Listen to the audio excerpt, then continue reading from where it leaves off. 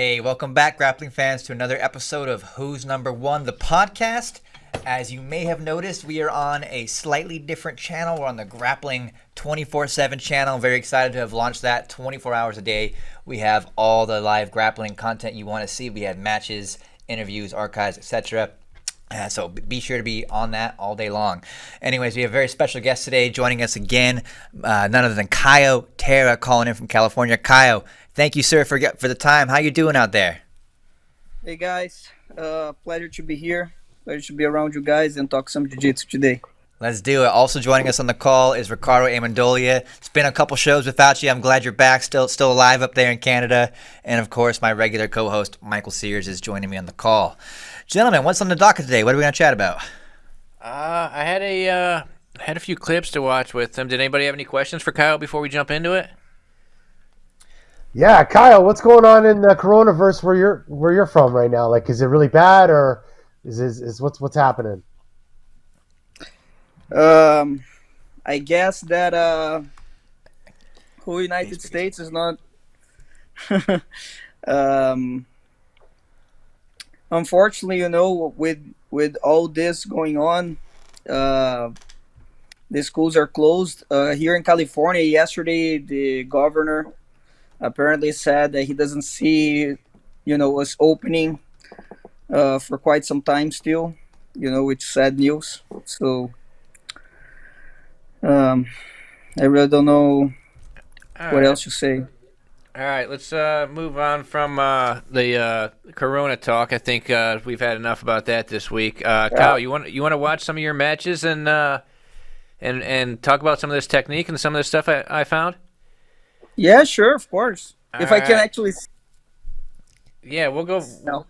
Yeah, we'll go full screen when we show it. So when we watch it, can we go full screen with Kyle in the corner maybe? And then, all right, this first one here is from. Can you see it, Kyle? Hold on. This screen, there's a no, I can't because there's a white screen on it for some reason. Do you know how to remove the comment part out of my? Remove the comment part. You don't see it. You don't see the match going right now. No, I see half of it, but there's no, there's no, because half is me, and half is like a box. I cannot see it all. Now it's all me. All right, guys, well, sit tight while we figure out a little bit of a technical difficulty here. Maybe we can get that adjusted shortly, but we do have some fun matches lined up. Michael, what do we have selected today that we're going to be reviewing? All right, let's figure this out first. Okay, there we go. Wait, let me see if it. Yes, there we go. Perfect. We good? Yep. All right, play that. Kyle, wait one sec. Kyle, what belt are you in jiu-jitsu? A black belt with how many degrees? No, there's nothing there. Third degree. Okay, but technology, you and I are still purple and brown belts. No, there was no button to check out. There was no button to check out. You guys did something and took it out. You're good now. You can see everything now. Perfect. I can see myself. I can see myself now. The screen's only myself. All right, let's run that match. This match from Euros. No, I can only see myself. The whole screen is myself.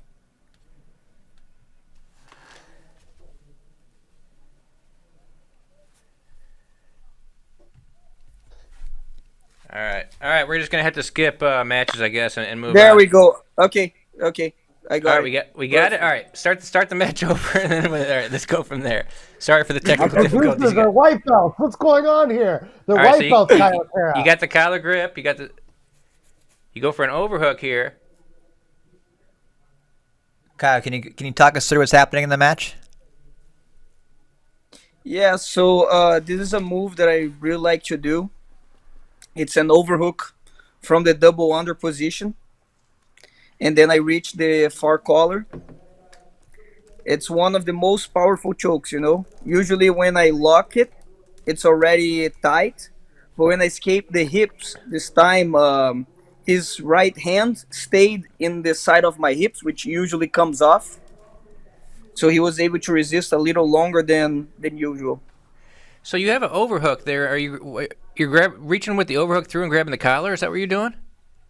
Yeah, Let's say from the it'll. double under Can position. we go back and watch that again real quick? So he's double under. You overhook with that, and you're reaching through and grabbing a collar grip. Is that what you're doing? Yep, the far lapel. That's how he gets choked. And then I lock a triangle. You see, Mm-hmm. and the moment that you lock the triangle, it's super tight. But he backed out to get out of the overhook, and that's why his hand stayed in that side. Like his right hand stayed on my hip. Usually goes it comes off and goes to the left hip. I mean to What his left side to my right hip. What do you call this thing? You got a name for it? Actually, this is not my creation. You know, this is not my creation. This is there is a guy Zaki Paiva. Yeah, yeah. Zaki Paiva, very good Yeah. competitor. So um I saw him submitting Frazato with this technique, and you know, Frazato at the time was definitely one of the best, and I was like impressed that he was able to choke someone at that level because you know there's no such a thing as luck in jiu-jitsu, you know. So I was like, wow, that's really good, you know, and I couldn't figure it out how because there was no. So the next time they fought, you know, he went for it again, and he actually got the submission again, if I'm not mistaken, with the same technique. But when he went over the technique again, then I was able to watch it better. Have you You heard know, any? so Have you that's heard anybody have a name for this technique? Is there something that they call it? I don't know. You have to Ask ask Isaac Paiva Ask and ask Zaki what's the Paiva. name. Had you? Why don't we call it the Paiva Plata? Caio, was this at one of the World Pro Trials back in the day? Was These it? were not no. I don't remember. It was a Okay. small tournament. You know, it was a small tournament in the south, if I'm not mistaken. I remember that they fought in I want to say like Gramato or something, or one of the World Pro Trials, and I know Isaac won, and it was like a big That upset. Okay, so yeah, so that was one of them. Yes, I think that was Gotcha. the second match. Okay, The World Pro, cool. I think, was the second match where he was, you know, we're gonna check if it was really luck, and he actually did the move again, if I'm not mistaken. I'm gonna look That's this so up cool. while we go on to our next one. All right. Yes, yes, that's a good one. How how high up are you grabbing the collar on that thing when you reach with that overhook, Kyle? I try to grab as high as possible, but it's not always that that I'm able to. But that's what I try to. Very nice, Michael. What is the next clip we have queued up here? It's back in the early days of flow grappling. Bird cut, an old school bird cut match. This is another Pretty wild Barefoot. event here. Kyle, can you give us some background on what's happening in front of us now? I'm trying to remember. It's been a minute since 2015. Okay, yeah. So he had the single leg, Looks like he has a lapel. Yeah. and then I changed the sides.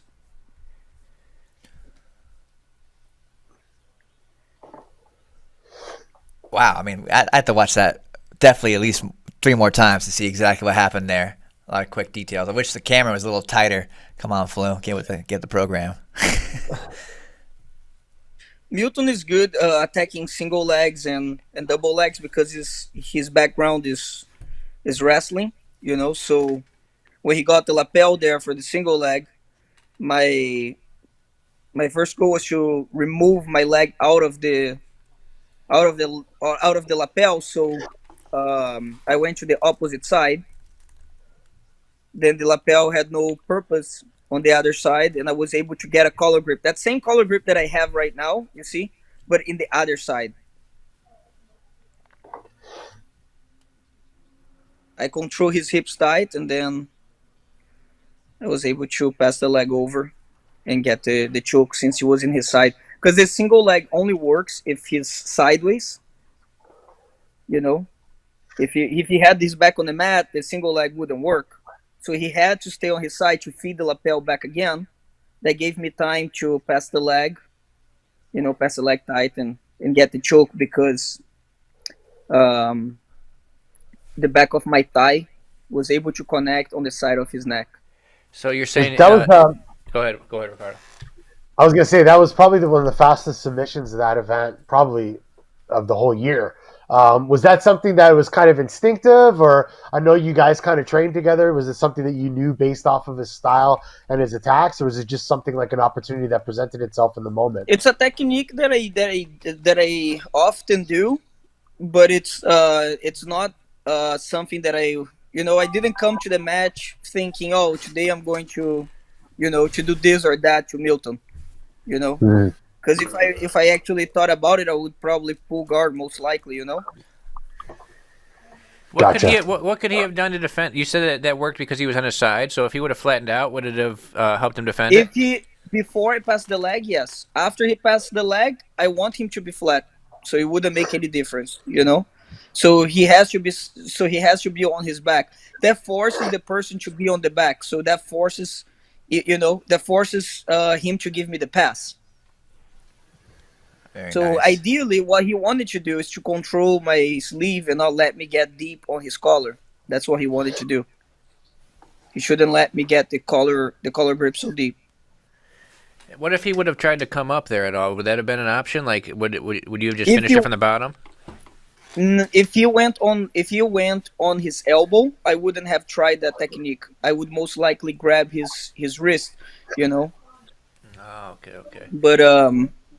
But since he didn't come, because it's hard for him to come up on his elbow right away. He has to first feed the grip and then he bump me up, then come up. But he had lost the grip because I switched sides, so he had to feed the lapel again, and that gave me time to adjust the choke before him coming up. All right, now we're gonna go to a little no-gi action. You're somebody who's won a whole bunch of no-gi. How many times like a 10-time no-gi world champ? Yeah, 10 times. So this one, I can't remember what year this was. This was Looks like 17. yeah, this was in the pyramid. So it was before they went to Anaheim. It wasn't in San Jose. Or is it 16? I think it was 16. This might have been 2016. This is a really cool submission here too. It's just something pretty tricky. No, this is 2015. Yeah, I think it's 2015. 2015. Yeah, okay. Too many titles Yeah, I was to just count. gonna say it's 2015. So right off the guard pull.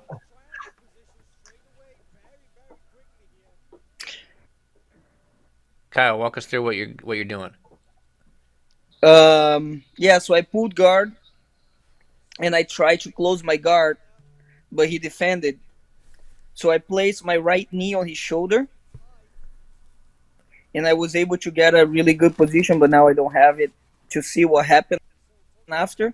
When we rewind it, we'll see it better. What I tried to do it was a triangle, and then he placed the hand inside, which is a very common thing to do. Yeah. So I went for the Barato Plata instead. He actually gave me a lot of trouble there because he kept on rolling, and I thought was tied for a while already. I believe this was the world final, right? There you go. Yeah, You I got think this it up. was the finals. Yeah, I'm pretty sure. Can we rewind back to the beginning before he hits the? Yeah, I mean it's pretty quick. Right off the guard pull, you throw up a triangle. So talk us through this as it happens. You reacted pretty quick here.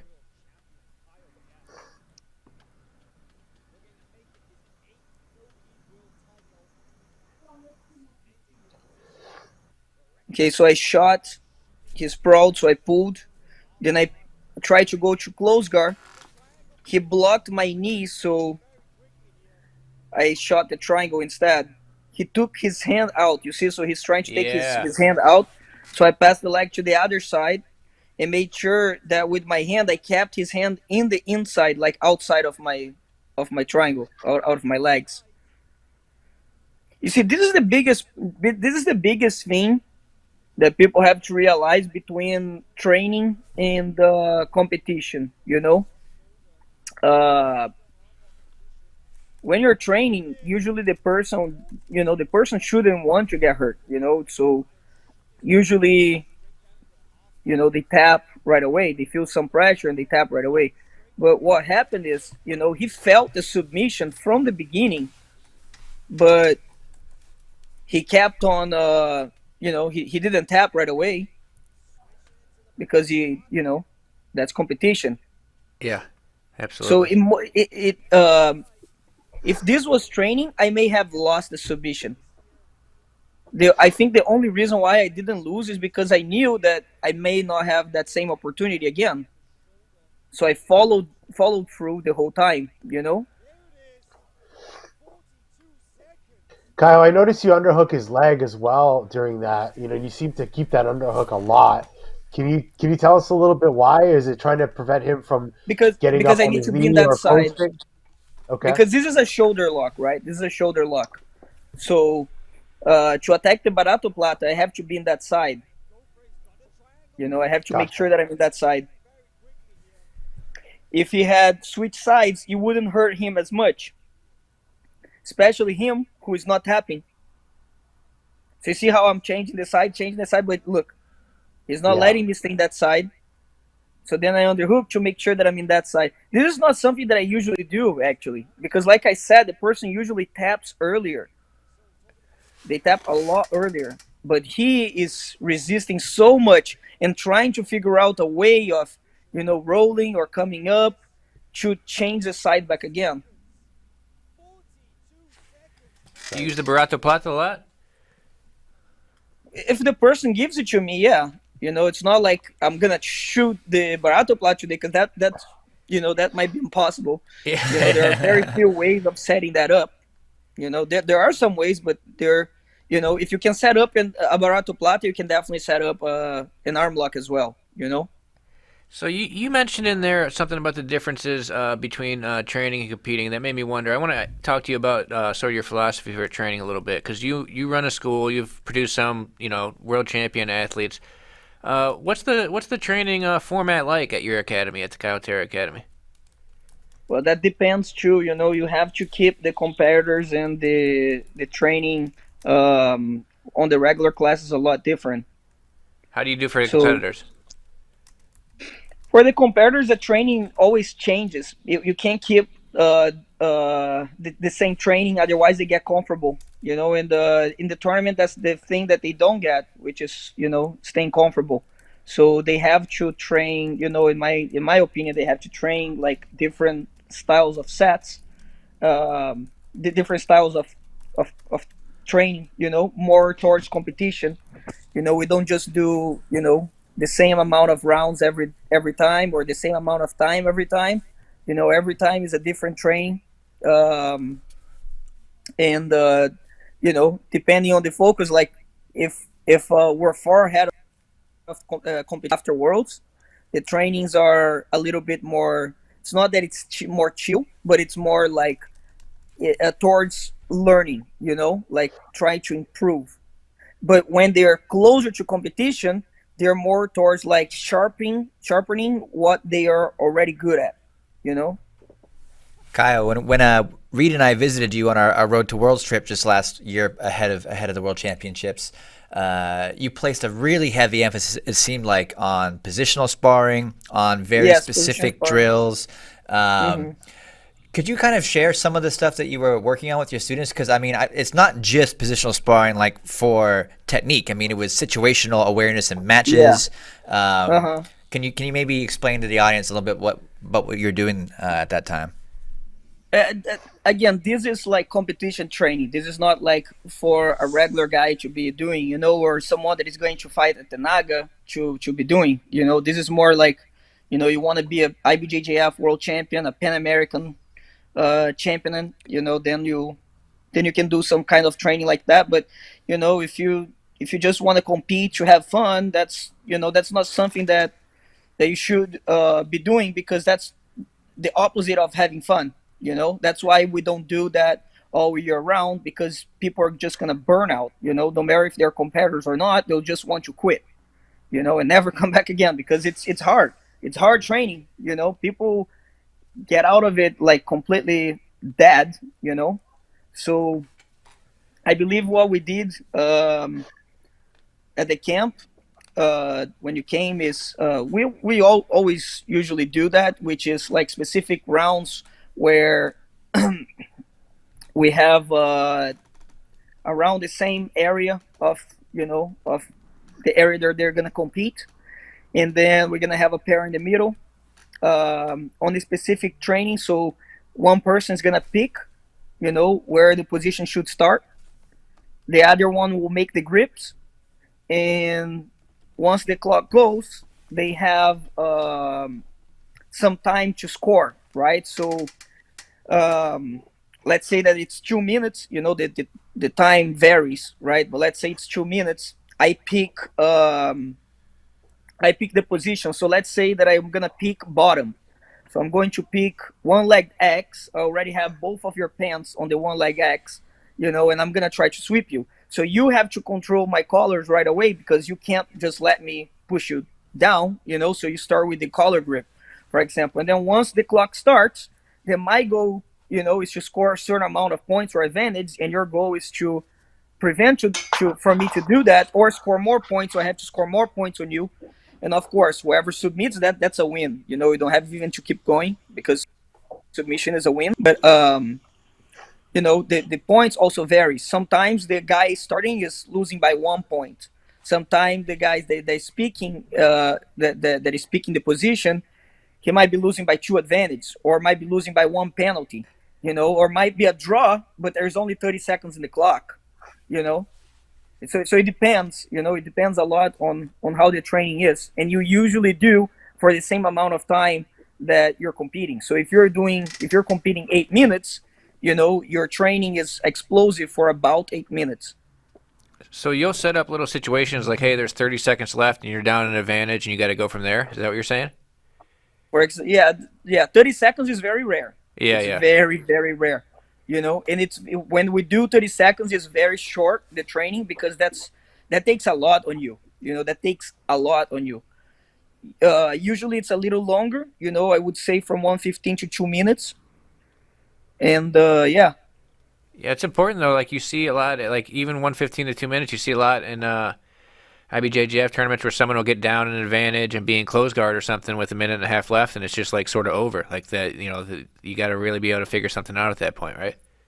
Yeah, especially when your opponent, because we do the opposite as well, where your opponent picks the position and he's winning.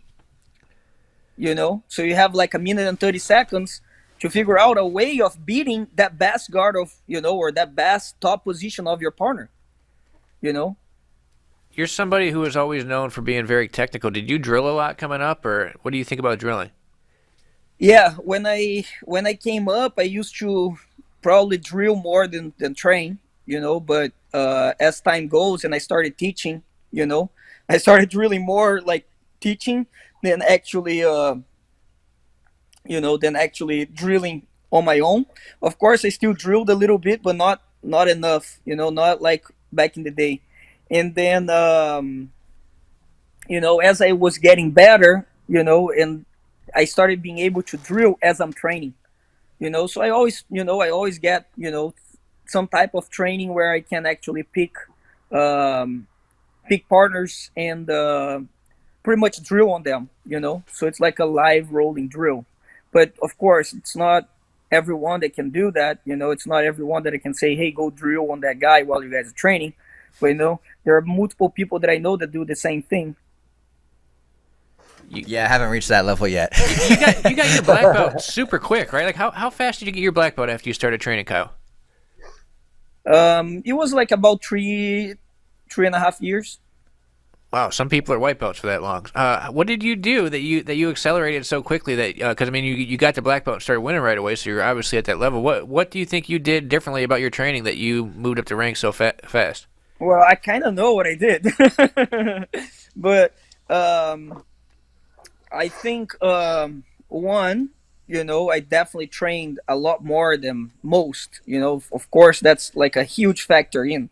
In 1 year, I probably trained more than you guys trained in your entire jiu-jitsu career. Yeah, probably. Because I was training pretty much all day, like literally all day long. I was waking up on my mats, because I had mats in my house. And back in the day in Brazil, it was forbidden to like have like to train at other gyms. You would be a big creonte if you went and train at someone else's gym. So everyone would come to my house because that's not a gym, that's my house. So you know, all these black belt world champions would come up in my house, train with their friends because they know it's like peaceful territory, you know. And then when they would come and train, I would go and train too because they're black belt world champions. I want to train them, you know. So um, I think that was one of the factors. I would be awake. Like people would wake me up to come and train, and at 2 a.m. I would still train. The only thing that I would stop is to eat, and usually I would eat on the mats and to go to college. Those were the only things that stopped me from training. How many hours a day were you training then? You think? I would guess that I would be on the mats like around at least 10 hours a day, like be on the mats. But there was a lot of talk as well, a lot of talk, and people like showing techniques, and you know what I mean, all day long, every single day. There was no like Saturday and Sunday. The only reason why I knew Saturday and Sunday existed is because usually in the weekends I would compete. That was the only difference. But I would come out of the competition, come back to my house, and there was people drilling. And I'm like, oh, I thought this was my house, not yours. Who were some of the people that were training at your house back then? Obviously, probably your brother, but who else was around?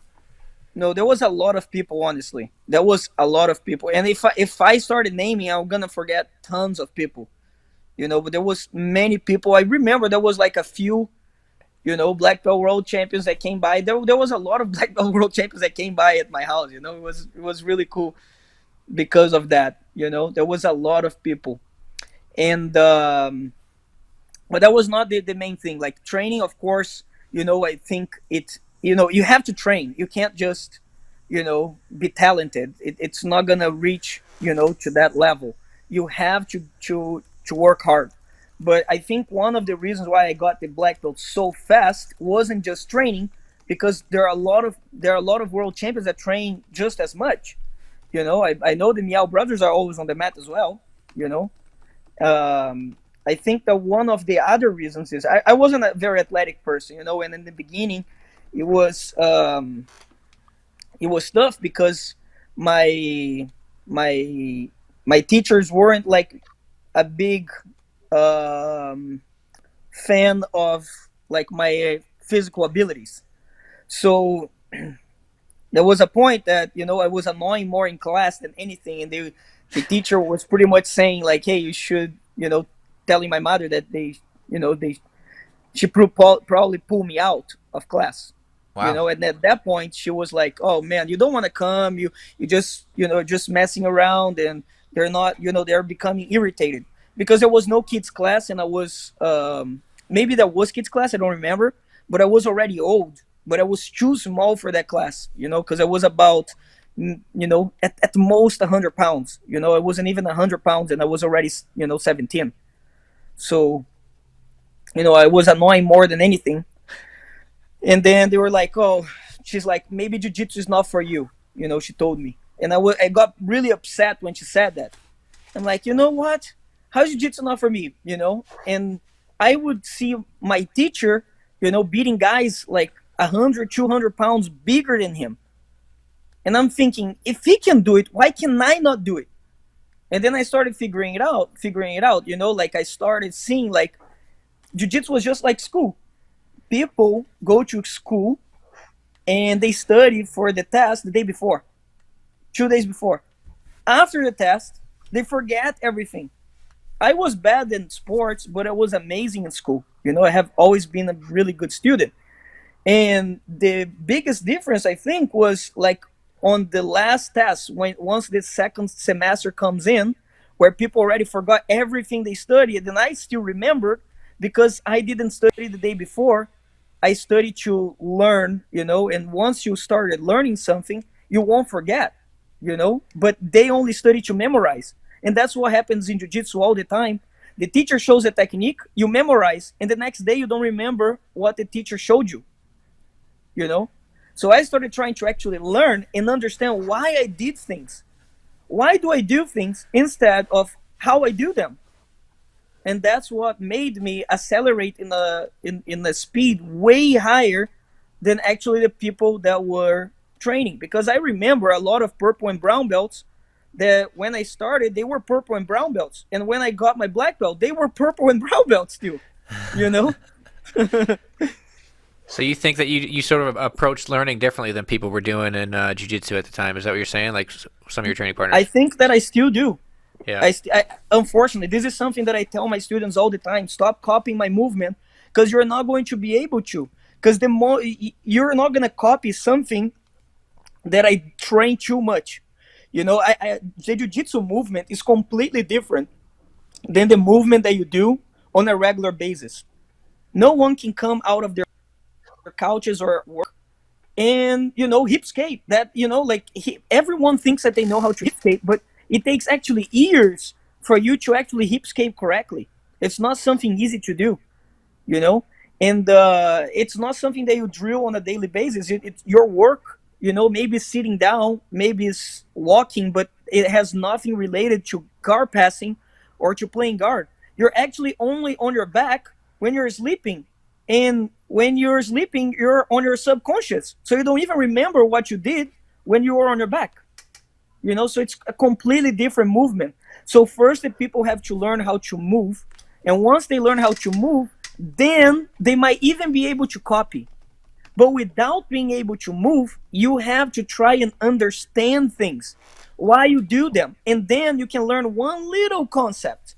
And once you learn that little concept, you can apply to many, many, many techniques, because one concept is more important than any technique.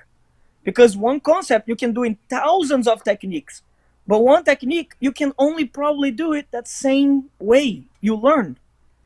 So it's more important to learn concepts so you can change them accordingly to your opponent, because everyone has a different reaction, everyone has a different body type, everyone has a different type of athleticism, speed, strength, flexibility.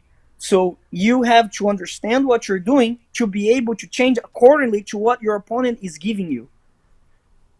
Caio, could you maybe share some of the concepts that you're talking about? Maybe just give an example of one. I think a lot of people are looking to add those to their game to maybe dial in their knowledge about certain concepts that could apply to multiple techniques. Every technique has multiple concepts. So you show me one technique that we did, pull up a match. I'll show you one concept that you can use in multiple different scenarios. I like that. I think we even have a match available. Maybe should we pull one up and see? It's actually a no-gi sub only match here. It's a little heel hook action from Caio Terra in this one. Playing a little half guard. But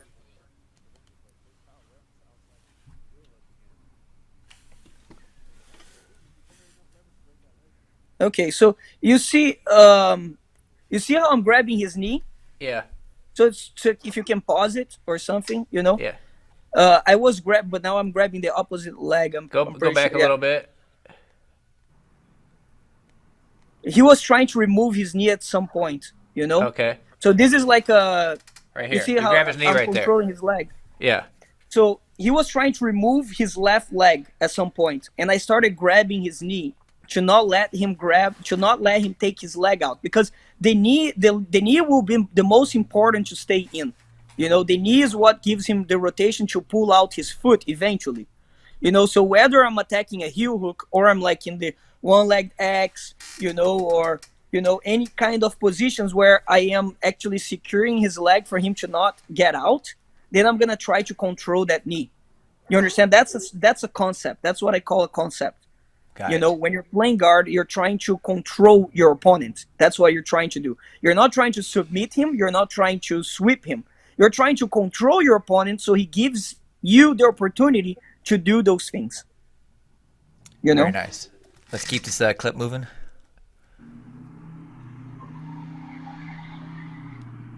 You see, I keep the leg always inside. He takes the knee out, he will be free. But now I believe I have both legs in, and that's why I'm not so concerned anymore. You see how I keep the other knee in?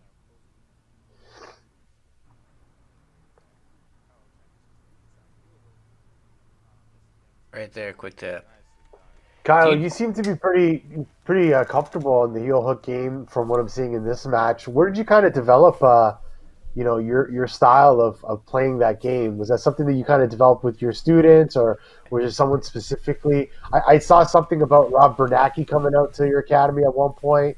Can you tell us a little bit about like how you kind of So developed that game? when I came to America, I had very little knowledge about heel hook game. I already knew how to attack the legs, but not about how to control the legs and control the knee line and everything. You know, um, the grips that I use for a heel hook would be completely different than today. I would, say tell myself, "Wow, that's just horrible." But when I came to America, one of the things that really helped me, and you can see in all those matches, those are all quick matches, and those are all Yeah, finals or super matches. One of the reasons why is because a lot of Brazilians, they stay there and they, we're taught how to win.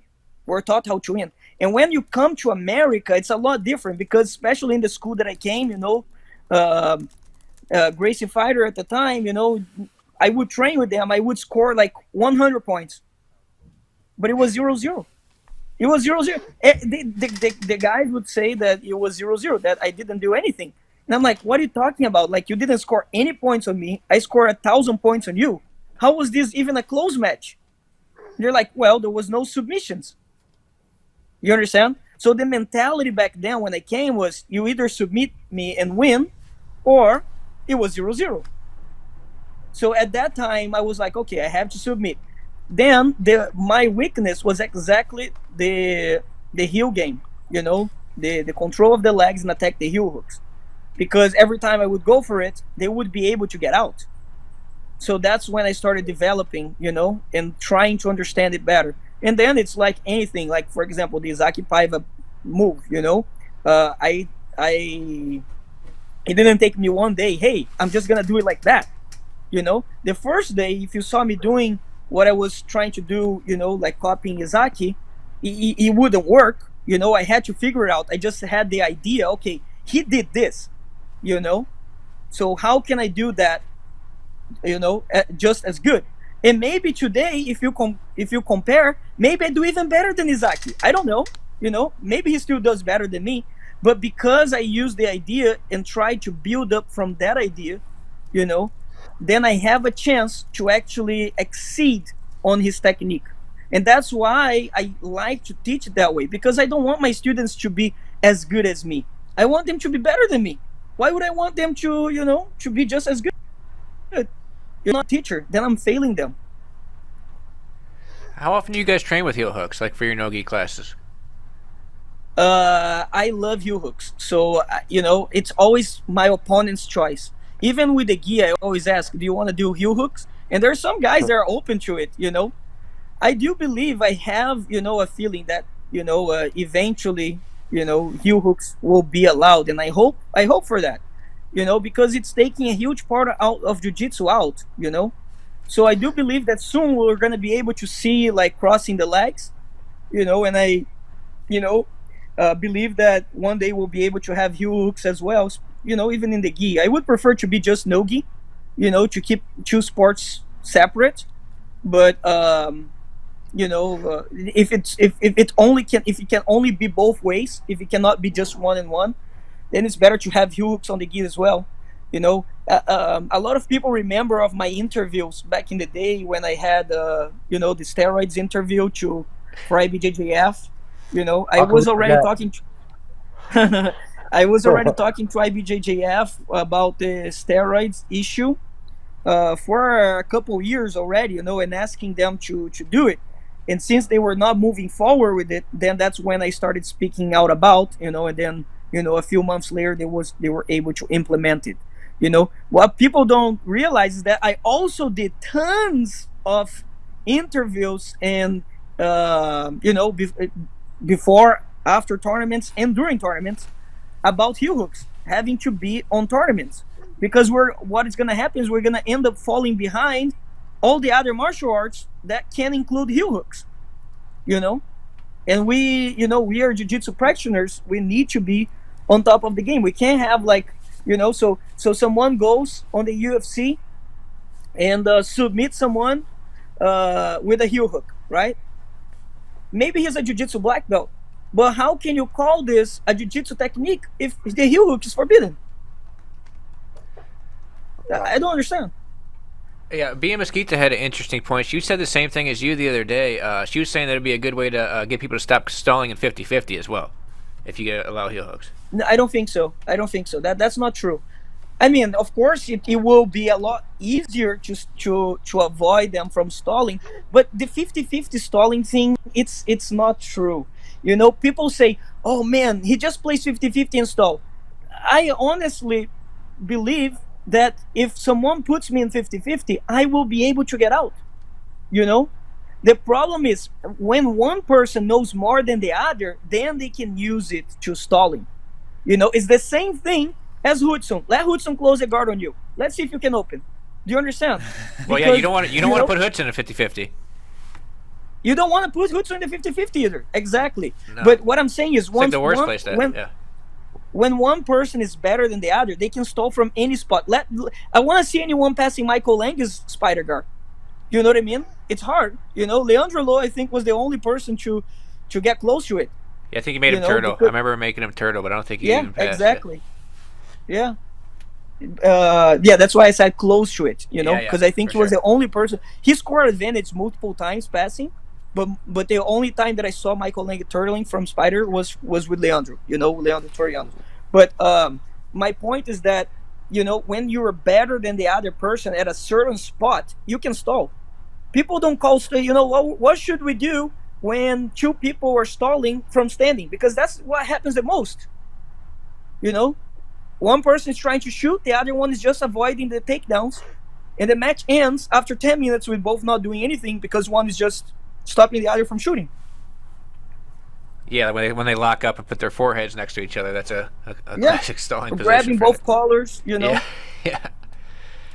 Yeah, I mean, yeah, that'd be exciting. I'd like to see more tournaments with heel hooks. Caio, I know the future is unpredictable, but since we're talking competition and things like that, do you have any future plans to return? I know there's no real knowing of when tournaments might even come back, but is that on your radar for something you'd like to do in the future? Like super fights or anything?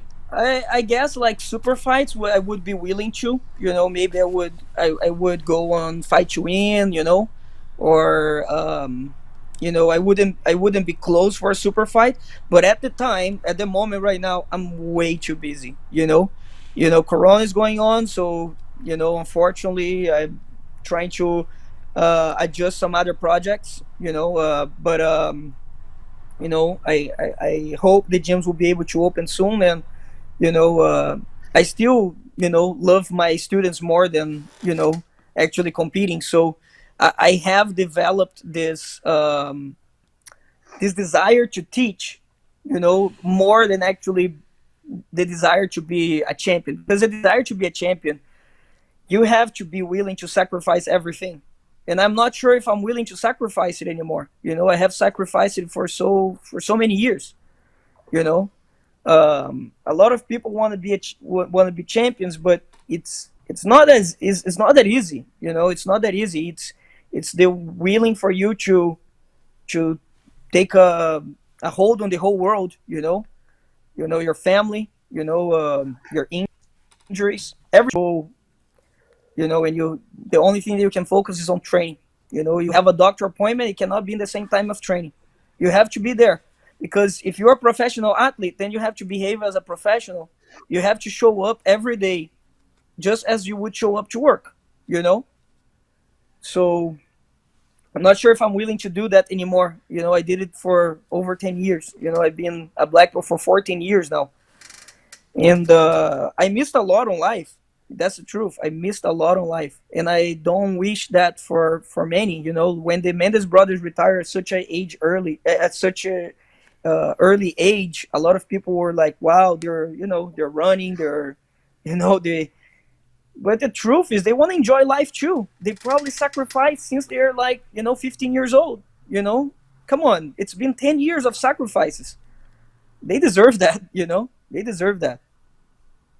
Do you think has gotten even tougher over the years as jiu-jitsu has grown, as the sport itself has more For support for the sure. athletes. Jiu-jitsu, of course, jiu-jitsu has evolved a lot. Jiu-jitsu has evolved a lot, but the people who were sacrificing from before, of course, have still have an advantage because they have a lot more years of a lot more years training and experience competing at the highest level. You can see that the top competitors, they always stays at top competitors. They don't change. The top competitors always stays there. What the only reason when one top competitor starts falling out isn't because he's behind competition, but because he probably stopped competing for a while, you know and that's why I find it tough for me to come back at that same level, because I did stop competing for some time, you know and I'm not trying to lie to myself. I'm gonna have to work twice as hard to catch up on all the time that I've missed training. you know All right. Well, speaking about you as an instructor, it leads us perfectly into our next clip because we pulled one of your students' matches. This is the fight to win. Hudson versus Gutenberg. It was nominated as one of the submissions of the year. So talk about this one a little bit, Kyle. to be honest, during that match, the game plan was for Hudson to attack submissions and try to submit Gutenberg from the beginning. But Hudson sometimes don't go according to the game plan. So I was like, oh my God, it might take a while. And then when I see Gutenberg attacking Hudson first, I was like, oh my God, I told him he should have gone from the beginning.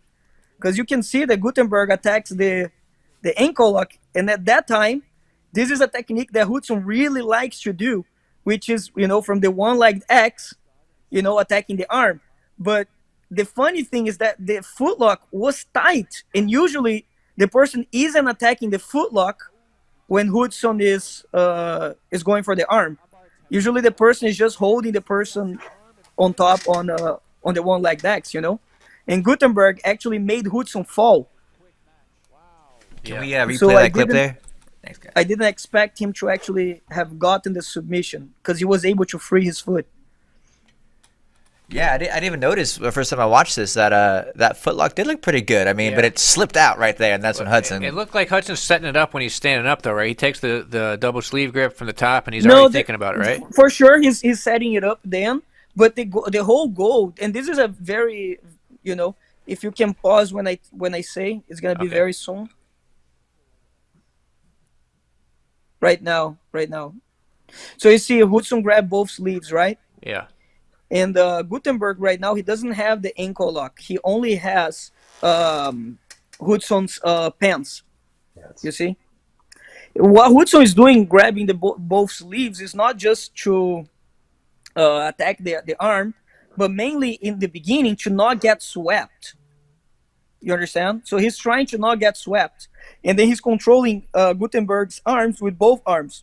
That's a problem that, Hudson usually doesn't do that. He usually only controls the arm with one arm, and then he can set it up, no problem, the arm lock. But Gutenberg is super freaking strong, so Hudson has to hold with both hands to have the control of that arm. And the whole goal for that, to hold the arm in the beginning, is so Gutenberg doesn't sweep Hudson. But now, since Hudson grabbed with both sleeves, he got out of balance because he doesn't have a hand to post. And so if you can play the clip, now you will see that the left leg of Gutenberg was going to go to the hips and push Hudson up. So you see how he had to let go the sleeve. So once he posts the hand on the mat, look, now Hudson goes back to both sleeves, and then he's able to set it up, the arm lock again. You see, but it's because Gutenberg stopped. Gutenberg thought the foot was tight, and that gave Hudson some time to adjust back again and set it up, set it up over. You can see he first went on the cut on the pants, and then since Hudson was doing it, then Gutenberg went for the foot, and it was tight. I can see that it was tight, but then Hudson was able to get both sleeves, and he did the exact opposite of what I was saying on the concept on the other video of keeping the knee in, which is he took his knee out. Had Hudson kept the knee in, he wouldn't be able to arm lock, but look how he took it out. Now he took it out, he was able to arm lock Gutenberg. Man, what is it with Hudson? Obviously a different move, but his 50-50 arm lock. What makes his 50-50 arm lock so special? Because he hits that thing, it seems like every single tournament. So Hudson is no, the arm lock is from 50-50 is a great technique. Yeah. It's truly a great technique, but there are some things that only Hudson can do, and that's not the arm lock. That's not the arm lock, but there are some things that only he can do because the way his body was built, he has some type of power and flexibility on his hips that it amazes me every time. I have never seen someone with that type of power on the hips. No, you're But right. that's not like I've rolled with him. I've rolled with him in Niterói, and oh, his hips are insanely strong. Like I can't even that's move him in that's some not something situations. fun. Yeah. I feel bad for you, Michael. Yeah. I feel bad for you. So go back again to how he capitalizes on this hip power that you're talking about. No, that's the thing. I don't think on the 50-50 that's the case. Yeah. I don't think the 50-50 is just something that he does really well. He drilled so much, and he drilled not just drilling, like I said, he drilled with people. He drilled as his training, and then he became good at the technique. But the 50-50, the thing is, when he pulls the arm, the person is also scared of pulling the elbow tight to the hips, to the ribs, to the ribs, and defending the arm, because that will also set it up the back attack, which usually is not something that Hudson will do in competition, but it's something that he will do in training all the time, because the person usually in training will be forced to do it. And in competition, usually the person thinks that they can stop the arm some other way, and that's not the case. That's not the case, because Hudson is really amazing at attacking arm locks. He's really a master of the arm locks. When he sets up an arm lock, it's very, very hard to defend. Like Jacaré was able to get out of Roger's arm. Of course, was he definitely hurt himself there. But I don't even know if Jacaré would be able to do that to Hudson, because I think his arm would be truly pulled out. And Roger is one of the best ever not best ever. He is the best ever, but I'm saying he is one of the best ever in the arm lock position. And I think Hudson has just mastered the arm lock so well, that the arm lock finish is something that he's truly special. He's truly gifted in that aspect. So people think that they will be able to escape out of the arm lock because it's not so tight. But when Hudson has the arm, it doesn't matter how tight it is. He'll find a way to get it. You know what I mean? I like to kind of refer to his arm lock as like a knockout punch. You know what I mean? Like it's something that at any time, if his opponent leaves an opening, he can take it from many different positions. So I mean, that being said, sometimes he gets so overzealous trying to do the armbar from different positions that maybe it ends up being a detriment where he ends up losing an advantage or something like that. Yes. So what kind of things Yes. are you doing to kind of work on his overall game to improve? Because we all know the potential of Hudson. We see it. We see that he's a finisher, and it's so nice to see a finisher in this sport again. Someone go out there aggressively tap everyone, but obviously you can't do that all the time. So Michael, go ahead, sorry. Michael, you have trained with a lot of people, right? Yeah. Like a lot of black belt world champions, right? Oh, a few of them, but not as many Really? as you. But why? Chase, you gotta put him in your. I know, man. In your Fix my program game. more often. All right, well, what was your question? No, because I have been to many gyms, and every gym that Hudson has gone, usually he's the athlete that people are most impressed with. And they have always had all these world champions. But training with Hudson is something different. It's a type of training that people are not expecting. He's truly a finisher, and people don't expect that power of finish. I don't know if you remember how your training was with Hudson, but I'm pretty sure it wasn't very healthy. I'm not saying very good. I'm saying it wasn't healthy. Yeah. Because he is like attacking nonstop, like breaking every part of your body, Bro, I and remember I went to the competition training at Alessandro's in Niterói with my wife. I was like way out of shape, mhm. and she made me go with her. 'Cause that's where she trains, and Hudson was there. And I think to start off, I had to do either 2 or 3 10-minute rounds in a row. It was like 20 or 30 minutes in a row with Hudson to start, and I was like out of shape. It was like the worst day of my life. But one day I went with him to tattoo school to Soul Fighters Tijuca and watched him go to their competition training. And he was rolling with really good people, and it was like tap by scream left and right. It was just like wrist lock, arm lock, all over the place. It was just you hearing people yell. It was Yeah, yeah. yeah. He's so fast. The person can only yell. They cannot tap. There's no time for tapping. But my point is that if Hudson is one of the guys that he's really good competing, but his training is like 100 times, 1,000 times better than he's competing. Because when he's competing, he puts everything into a few techniques that he's really good at because he feels comfortable with it. But if he actually just let it go, then he would be like one of the greatest of all time. You can see there a lot of matches like in the beginning, like for example, Braguinha. He fought Braguinha at Pens, right? And he was like pretty much killing Braguinha, taking Braguinha for nothing, for absolutely nothing. If you have the match there, Braguinha and Hudson in the beginning of the match, can you pull it out? But I I don't don't then, have think it. we can pull it up right now, but I know the match you're talking about. I was actually shooting it, and I remember he was all over him. In fact, when you shoot tournaments, they're crazy, so you try and get a few shots of everything happening. And I walked away. I had him on his back. I'm like, oh yeah, I got the shot. I'm moving on. And then I'd look over. I'm like, wait, what just happened? How did Braguinha get out of that and win the match? exactly. And once Braguinha got out, it was all Braguinha. Not all Braguinha, but it was a very tough match after that. And you would never expect from what he was doing, you would be like, man, this is an easy match. But then Braguinha, he was the one that came up ahead eventually, because um, when Hudson gets uncomfortable, it's something that is hard, and that's what I'm trying to change on him. I'm trying to change that he's always losing. He's always losing because when he's comfortable, he tries anything, and when he tries, he's freaking amazing. When he stopped trying and thinking maybe this won't get the person, then he freezes. And when he freezes and only tries the same techniques, it's much easier for his opponents to counter him or to actually stop him from doing it, and which happens all the time. The matches that he's been losing at Worlds, and it's always that it's always that match at Worlds that he loses by referee decision or one advantage, where they double Yeah. pull and the guy comes up, and He's stays certainly the not. whole time in the same position.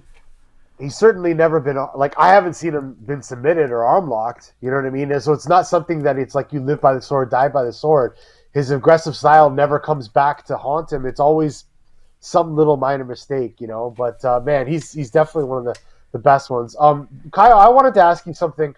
Like the way you teach jiu-jitsu and like the way you talk about the concepts of teaching, you definitely have a different take, an approach on it in my eyes from what I see externally. Like obviously I'm not part of your team or inside your academy, but from what I see and how you articulate jiu-jitsu, it's very different. And I put it like amongst some of the elites, like looking at like Guy and Hoffa, how they teach, like very conceptually, very deep dives into techniques and positions. Where did that come from? Was that something that it was, you learned that was kind of like, did your instructors like teach you how to learn or teach you to ask why? Because I know, like, give you an example, like when Atos was created, I remember they used to say like, a bunch of the guys would sit together and like ask each other's like, okay, well, what do you do in this position? So they would all share and say, why do you do this? So was that something that was kind of, that was passed on to you, or is this all Caio Terra? I wish this was passed on, because if it was passed on, I would be able to accelerate even at a faster speed. There was a lot of things that I did wrong back in the day, which was training too much. I shouldn't have trained Yeah. as much as I trained, because now I have a lot of injuries that I wouldn't have. But it wasn't because my school. My teacher is amazing. Paulo Mauricio Strauch. I love him. He's like, if I could start over, he's the best. Because he's not just like a jiu-jitsu teacher, but he's he's mainly like a life teacher. He taught me so much, and I am the person that I am today because of him. And I owe him so much because of that. But in the jiu-jitsu aspect, my gym was more like a self-defense academy. It was not a jiu-jitsu academy. I was pretty much the only competitor at the time. There was some other competitors, but the training wasn't made for competition. And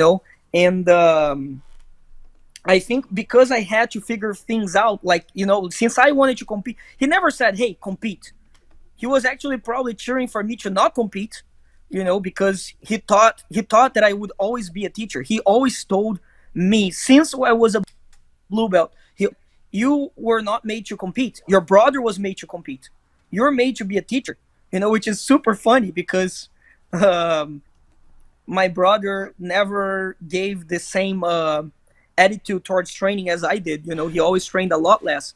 But my brother is much more gifted than I am in regards of being a competitor, because he can learn things a lot, like he can copy any movement. My brother is way more flexible than I am.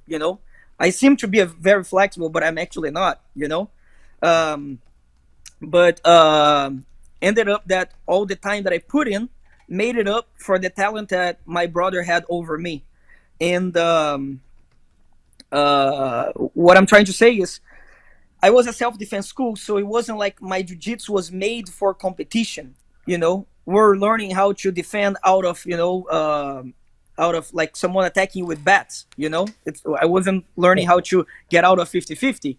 So that kind of forced me to have to try to figure it out on how to learn things properly, because a lot of the students were there for a different reason. And that's one of the reasons why I had to have mats in my house to train with my friends, because my friends from other schools, they were a lot more competitive than actually at my my own school. Hey, Kyle, I had there's a question from a fan in here that wanted to know what advice you would have for dealing with nerves, with getting nervous for competition, like mentally to get prepared on the day of a competition. What would you say? This is something that I've been saying, for a long time. A lot of people have been getting this quote and saying on their own words, but what I believe is this. I don't believe there is, maybe actually Jacaré, maybe Ronaldo Jacaré, at the time that he was fighting, but I don't believe a lot of people can simply not be nervous. I think we humans will all be nervous. There's no way to not be nervous when you're competing. I don't know what it is, but you get certainly very nervous. But it's the same thing as, if you're going to go skydive when you jump through the plane.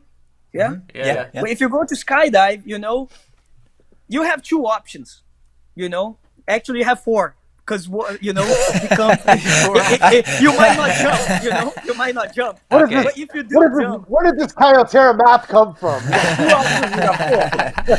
right, so one option is not to jump. What are the other three options? No.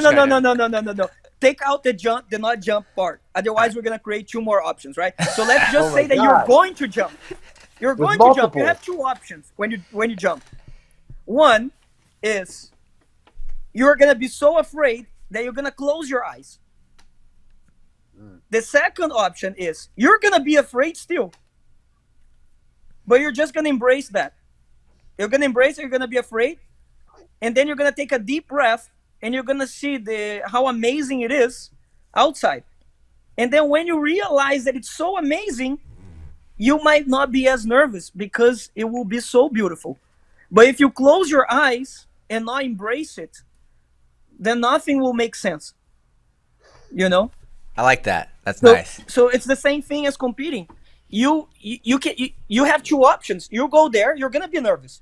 So you embrace it, and you can feel alive by competing, because those emotions is not something that you're gonna feel in a daily, in your daily life. You're not gonna feel alive as when you're training ever, because when you're competing, it's like everything you feel that little buzz all the way back, all the way up there. You know, if you that little zzz, anything you hear, anything you see, it's like you're an animal. You know, so you feel so much more alive when you're out there than when you're not. But if you try and block that feeling out, you're not gonna feel any of that, and that's actually when you lose. Because if you actually, okay, I'm nervous, I don't care. This feeling is amazing, amazing. I just want to be more nervous. You're actually gonna perform so amazing. You know, you're gonna perform so good, and that's why I look so relaxed out there. Am I nervous? Of course I am. I am so nervous, so nervous.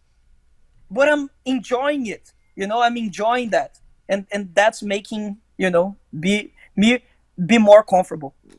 Kyle, we have time for just one more question here before we gotta get out of the studio. Sorry, Ricardo. I gotta get this one out there because it's come up a few times, and I know people want to know about it. And it actually goes back to what you were saying a minute ago, Ricardo. But Kyle, since you think about jiu-jitsu very differently, it's a very intellectual pursuit for you. What can people do on their own at home right now to help improve their game? You know, what should they be studying? What could they be doing just with very minimal equipment or resources? Because many people are just stuck at home, but they still want to get better. So anything that you could think of maybe to help out those guys? For sure. You know, this is actually an amazing time for them, because, you know, when you go train, it doesn't matter how much you want to learn. You always want to have the fun, which is rolling, right? But when you try to learn, it's really hard, like I said, because you have proper movement, because it takes a long time for you to develop good movement to be able to actually copy something or to be able to utilize some ideas. So what you're gonna have, what I do suggest people. Oh no! Did we lose Kyle right now? Oh, it's a cliffhanger of the century, man. Oh no. Maybe he'll pop back up. Let me see if I can give him a We'll call give him back a in. minute because I was dying. I'm right there on the edge of my seat, wondering how I could get better. I have nobody. I wanted to find out what did he do? He's with back. this He's guy back. then? We got Kyle, Kyle, here. Kyle and Terra back. All right, let's finish that up. Kyle, sorry, we lost you for a second there. And now I'm not able to hear you. Maybe the guys in the back can adjust that somehow. Kyle, talk. Can you hear me? Yeah, Yep, we yep. got you. All All right. right, let's get right back where we were at. So I think you were just getting into it. You were just gonna share what they could do. I was on the edge of my I seat. actually said everything. You guys didn't hear. I will just say in it your again. living room yelling at your phone. Nobody- Could have just changed the universe. All right. No one got it. All right, let's try and do it again. Chase, the question. We still got a couple more minutes here, Caio. So We've got 8 minutes. anything you could share for guys at home to improve their game? Yeah, so what I was trying to say is this is an amazing opportunity for people to actually get the movements down, and that will make them it will make jiu-jitsu a lot easier for them to be able to learn, you know, because if you're able to move well, you might be able to get some things that you don't understand out just by copying with movement, and then eventually be able to understand, because it's hard to understand everything from the beginning, you know. So this is an amazing opportunity for people to focus on their movement, and their movement is not stretching or, you know, lifting weights, because those things, you know, might help, but you can get the strongest person and he will not be able to copy anything. You'll be able to get the best yoga teacher and she won't be able to do anything. The only people that can actually copy some jiu-jitsu is gymnasts, because they understand their body so well. So I think that what you should try and do is, and I always tell my students, is to focus on the warm-up. You focus on the warm-up, you will learn how to move according to jiu-jitsu, you know. I actually have launched my website, caioterra.com, for free for a couple weeks while this thing is all going on, and I have launched lots of solo drills that people can actually can learn and can do at home. And I do believe that if they do those solo drills, you know, they will be able, you know, and perfect them, they will be able to learn jiu-jitsu a lot faster, a lot easier. So whether they sign up or not, there are a lot of solo drills over the internet. As long as they pull up some good solo drills, they will be able to perform better once the gym opens again. Awesome. Ricardo, you got some good solo drills? I got plenty. But I got 2 questions real quick for Kyle before we lose them. Number 1, did you skydive? And number 2, which of the 4 options did you do? So I did not skydive. I jumped out of a cliff, which is kind of the same thing. Yeah, fair enough. So I closed my eyes. And then I had a teacher who told me, do it again and open them. So I opened my eyes, and it was a completely different experience. And that's why I use that. That's why I use that example, because I had done it again. And I'm not saying that people will open their eyes immediately when they're going to compete. That's impossible too. I think everyone's going to be so nervous and try to block that, but I think that eventually, they'll be able to open their eyes and actually feel everything. But it's not going to come out in the first time. It's going to take a few tries to eventually be able to do it right, in my belief, because that might be different from other people. Everyone has a different training set. I'm not saying that my training set is the best one. I'm saying that has been working for me and for other athletes that I train, but it doesn't mean that it's the best. Don't go out there and start jumping off cliffs just because you want to be like Caio Terra. You heard the man. No, he had I a teacher. jump out of cliffs. He had an instructor. I jump out of cliffs on the water. Caio, thank you so much for joining us today. Guys at home, guys and gals out there, I definitely recommend you check out CaioTerra.com. Look at those drills. Work on your game the best way you can. Thanks, Chase. Yeah. And fix my game too, huh? Yeah. Try and fix my game any way I can. What do you got in your hands over there? Ricardo's holding something up. In honor of Caio Terra and his passion and love for sweets, I have some Cadbury mini eggs just for you. Nice. Canadian candy, yeah. It's really good. Who's Number One returns tomorrow afternoon at 5 p.m. Eastern. We'll have Lucas Lepre. Is that correct? Yeah, Lucas Lepre, and Bear's calling back in with Lepre at 5 p.m. Eastern tomorrow. Should be a good one. Yeah. Awesome. And be sure to tune in for the rest of the content coming on the 24-hour channel. We'll always have something to watch on that. Caio, thank you. I hope to talk to you again soon. Hopefully when this all blows over. And we'll see you guys. If I can just say one last thing. Go for it, Caio. I know this is a hard time, not just for us gym, gym owners, but for you guys too. You guys probably have to stay at home, and I know that I'm gonna be fine, but I know that I know a lot of people. I know a lot of gyms that are not doing good right now. A lot of businesses are closed, and these are not just like businesses. Some of these guys, these are not like their business. It doesn't just support their family, but it supports their dream. And I can see that a lot of them are gonna close right now. And this is like the worst part of it. It's not about losing your business, because you can just start over. It's about losing your dream, and that's not okay, So, I know that a lot of people are going through a hard time, for a tough time, but if you can still support your academy, it's truly, you're supporting a dream, I just wanted to leave that out there. I know a lot of people already talk about this, but I do see the struggles of some of my my good friends, because I know a lot of gym owners, and I just don't want to see this whole thing becoming a lot worse than it is. Great message there. I definitely implore you all at home, if you can afford it, if it's something that your manager is able to do, please support your academy. I know I'm doing it, and hopefully we'll see this thing through shortly. So guys, thank you again for your time and knowledge. I really appreciate sharing this with you, and we'll see you all tomorrow on another episode of Who's Number One at 5 p.m. Eastern. Thanks, guys. See you in the next show. Thanks for calling in, Ricardo and Caio. Thank you.